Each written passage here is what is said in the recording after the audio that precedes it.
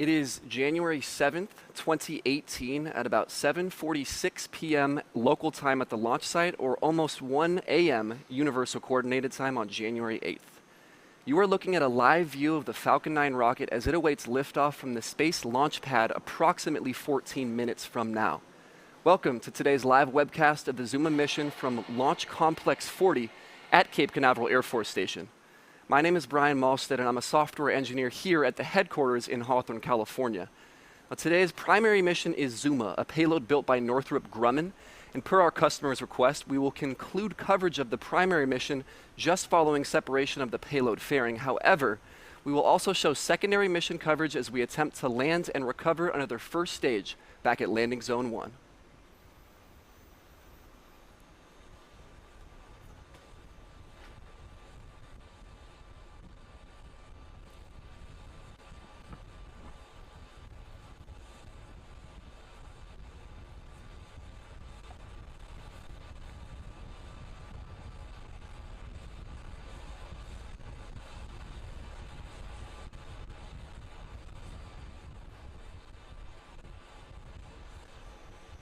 Now, today's launch will mark SpaceX's first of the 2018 calendar year. We wrapped up 2017 with 18 total launches. This is the most that SpaceX has ever done in a single calendar year. Now, Zuma was originally slated to launch from 39A a few miles north, but that pad is currently undergoing preparation for the launch of Falcon Heavy, so we moved Zuma a few miles south to Slick 40, Space Launch Complex 40. Having these two operational launch sites on the East Coast with enough commonality for swaps like this is very beneficial. Now, it is important to remember that Slick 40 was designed long before the days that Falcon ever first flew. So over the past year, we have not only rebuilt Slick 40, but we have customized it for SpaceX purposes. This includes upgrading it to reinforce its structures, improve ground-side systems, and just in general, make it so that it can replicate the operations that are occurring up north at 39A. Now, together with 39A and 40 and Vandenberg on the West Coast, SpaceX now has 3 operational launch sites across the country. Now, having more launch sites means more opportunity for launching, which in general is beneficial because it increases our chances of higher launch cadence.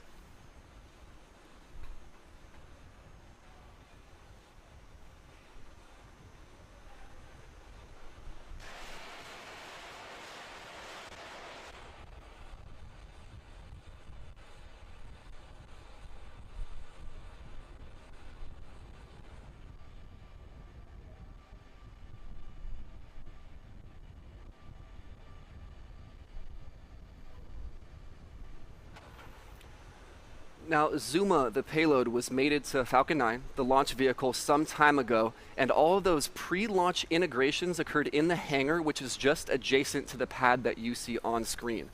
All of this integration happens while the vehicle is horizontal, and while it's mated to that transporter or erector, or as you might hear us call it, the strongback. And that is done horizontally so that we have ease of access, so that we can work on the vehicle without having to go up very high. Now, once it's ready to roll out, as we call it, the transporter erector lives up to its name and transports the vehicle out to the pad and erects it into the final configuration for launch that you see on your screen right then. Now, once we're vertical, we're over 20 stories tall. Now, the first stage takes up about the first 2/3 closest to the ground, and then the second stage is that top bit with the fairings that encapsulate Zuma. Now, we stage the rocket for the same reason that we want a better gas mileage vehicle. If you're carrying around less mass, your fuel is going to get you farther. And so because the vehicle, the rocket, is mostly structure, and within that structure is mostly propellant, once you use all that propellant, you don't need to carry around that empty structure anymore. That's exactly what happens. Once Falcon 9's first stage is nearly depleted, it heads back to the launch site after separation, and second stage then has less mass to carry on as it goes to deliver the payload to its final desired orbit.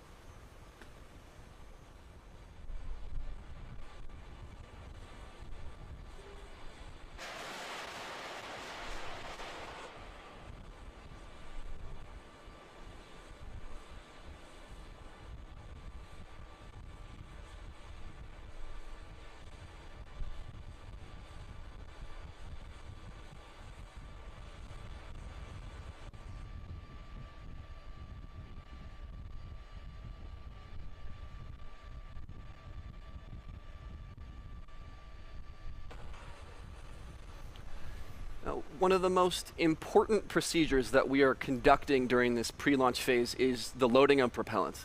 And we say propellants, we actually mean fuel and oxidizer, two critical components that are required for combustion.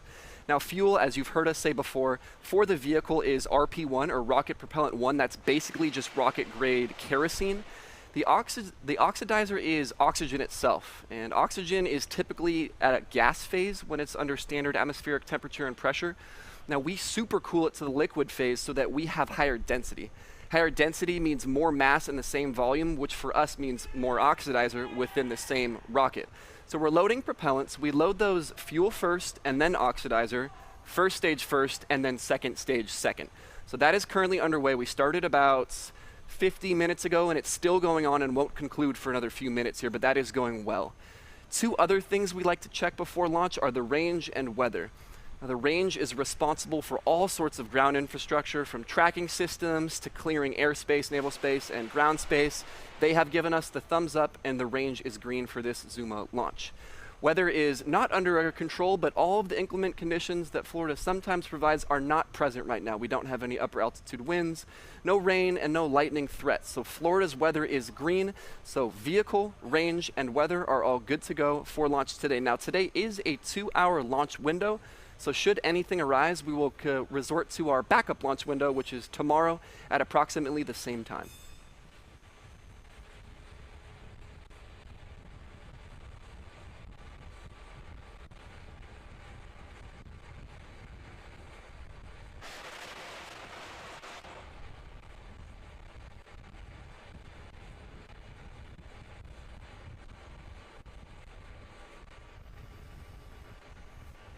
Northrop Grumman, the manufacturer of today's payload, is one of the nation's leading aerospace and defense companies. They've made stuff in market sectors from airplanes to software to satellites to electronics and even some other technical services. Now, some of their best known products you may have heard of include B2, the Global Hawk, and the very recent and very famous James Webb Space Telescope. Northrop Grumman is over 66,000 employees strong, and they work across the nation with a bunch of mission partners to fly stuff just like today's mission, Zuma. Now, they've been in the industry for over 50 years, so they have tons of experience, and their space missions include Earth observation, missile warning systems, defense, even protected global communications and other space science and exploration endeavors. Some of their recent, particularly space missions include Aqua, Aura, a space-based infrared system, other tracking and surveillance systems, Milstar you may have heard of, advanced extra-high frequency communication systems, and the Chandra X-ray Observatory, among many others.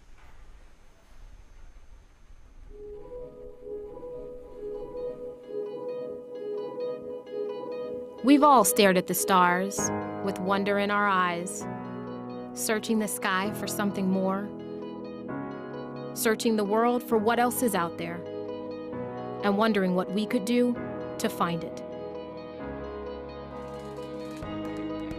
At Northrop Grumman, that wonder is more than just a daydream. We made it our passion. Tranquility Base here. The Eagle has landed. We've cultivated a world of dreamers and doers, of pioneers and protectors. Our engineers have always pushed the limits of space, and we've revolutionized technology again and again. We see limitations as challenges. We see the unknown as something only undiscovered. And we system engineer beyond what's impossible, because we believe there's no such thing. Northrop Grumman has the finest teams in technology, always working to push forward. From scientific pioneering to global service to making history. Our teams strive for innovation every day. And we've never lost our passion, never lost our wonder for what comes next.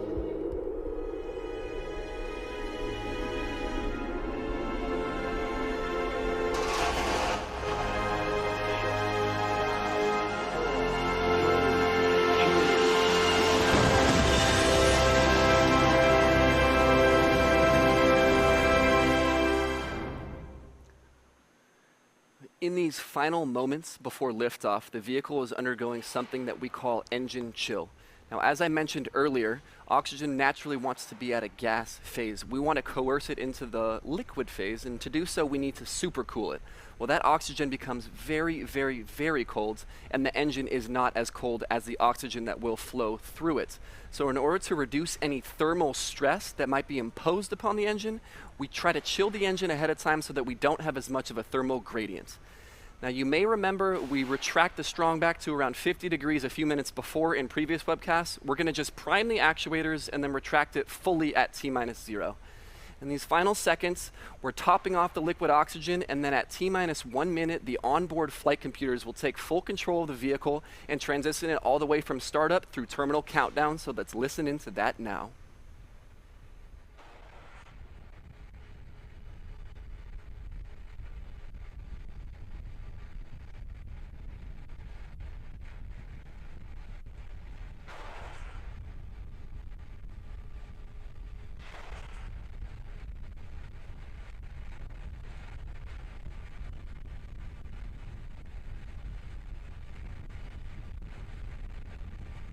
Stage 2 locks with close out for flight.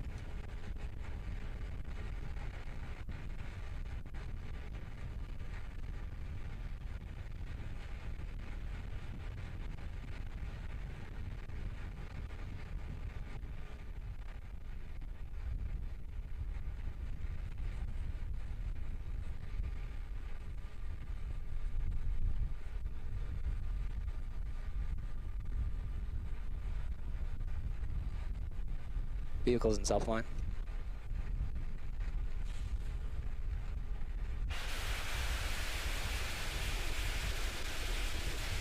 Gas closeouts have started.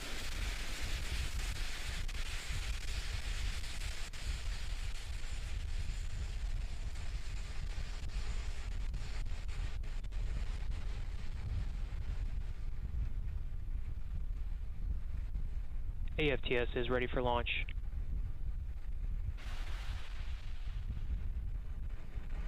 Falcon 9's in startup.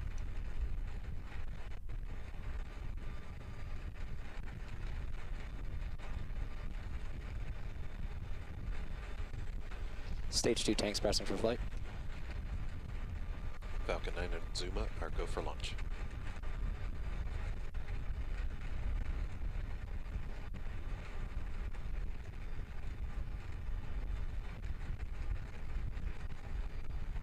T-minus 30 seconds.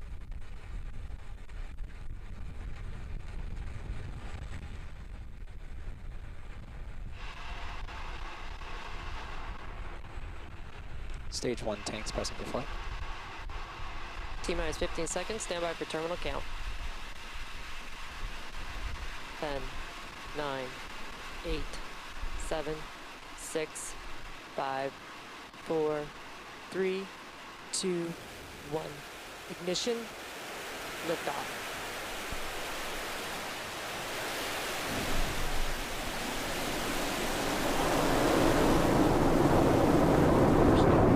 Procedure 3.170 for bus down callouts.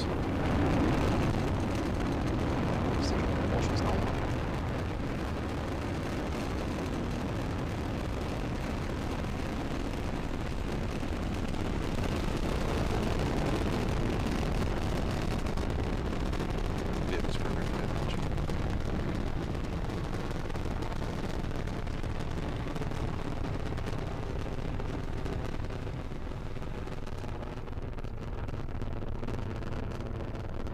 Power and telemetry nominal. And you see on your screen, we have had successful liftoff of Falcon 9 carrying Zuma. We have cleared the tower, so we're now coming up on 2 events that is going supersonic and max Q.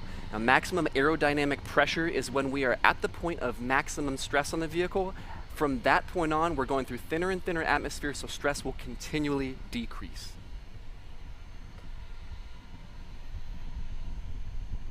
And we've just passed max Q, so again, that means that as we ascend higher and higher, the atmosphere is thinner, and we do not need to have as much stress on the vehicle. Now, we're going to go through 4 events here in rapid succession, and those are in order: MECO, stage separation, SES-1, and the boost back burn. Now, MECO stands for main engine cutoff. That's when the first stage stops firing.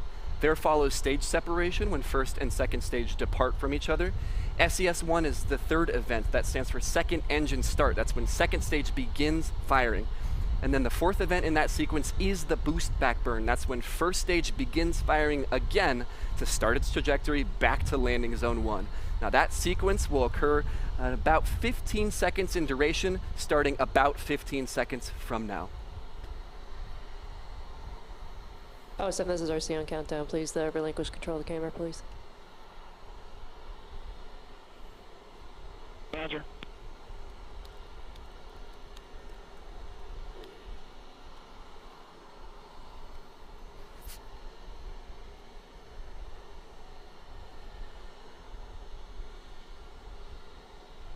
States have confirmed.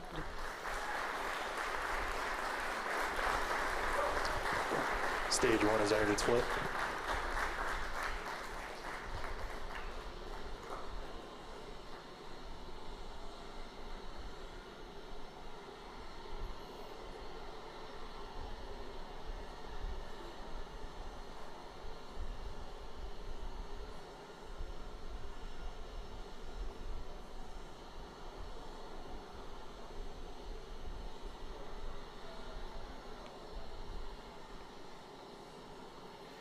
Now we've had successful confirmation of, again, MECO, stage separation, second engine start, and the boost back burn. Now, next major milestone is fairing separation. That should occur any second now. We're not going to show video coverage of it, but we will confirm that the fairings have separated, meaning that Zuma and second stage are the only vehicles continuing on to their final orbit. Stage 1 boost back shutdown.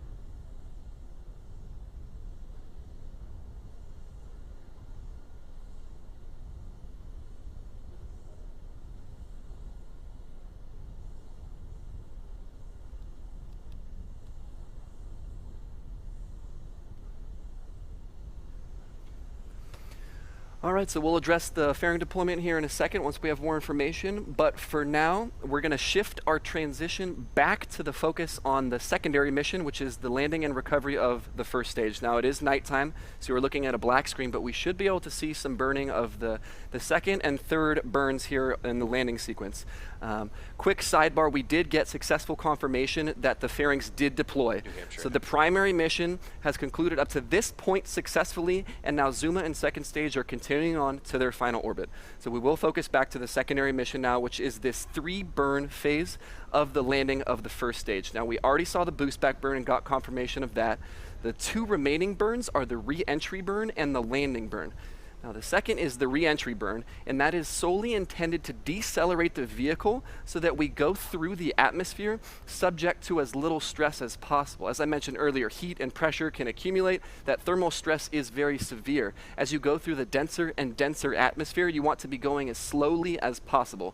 So we perform a re-entry burn just prior and during re-entry so that we have as little stress as possible on the vehicle. Now that will happen at about T plus 6 minutes and 17 seconds, and that re-entry burn will last for about 15 seconds. So we'll tune into that.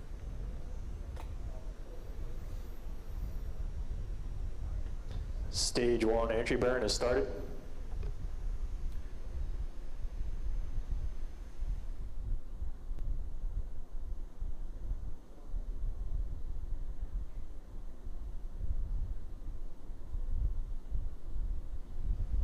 And stage 1 entry burn shut down. And as you just heard and saw, we had successful startup and shutdown of the re-entry burn, the second of 3 burns in the phase to get back to landing zone 1. Now the third and final one, as it is self-named, is the landing burn. This one lasts a little bit longer. It's about 17 seconds in duration. It's coming up in about 30 seconds. We should get pretty good footage of it coming down from the top of the screen. And again, that's a 17-second burn. So the legs deploy and we touch down on the surface of landing zone 1 here in this attempt. Stage 1 is transonic.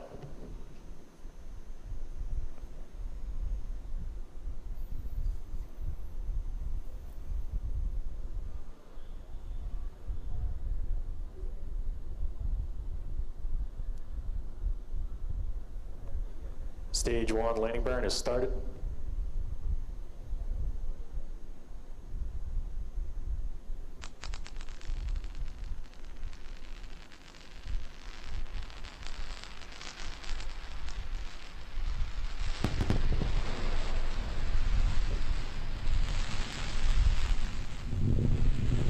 Landing legs have deployed.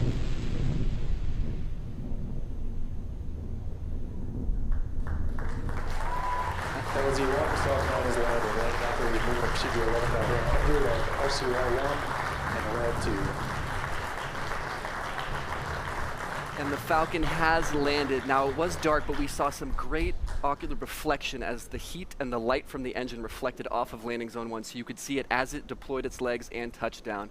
Now with the transition from the successful deployment of the payload fairings and the landing of the secondary mission, that first stage, we'll now conclude our coverage of this Zuma mission.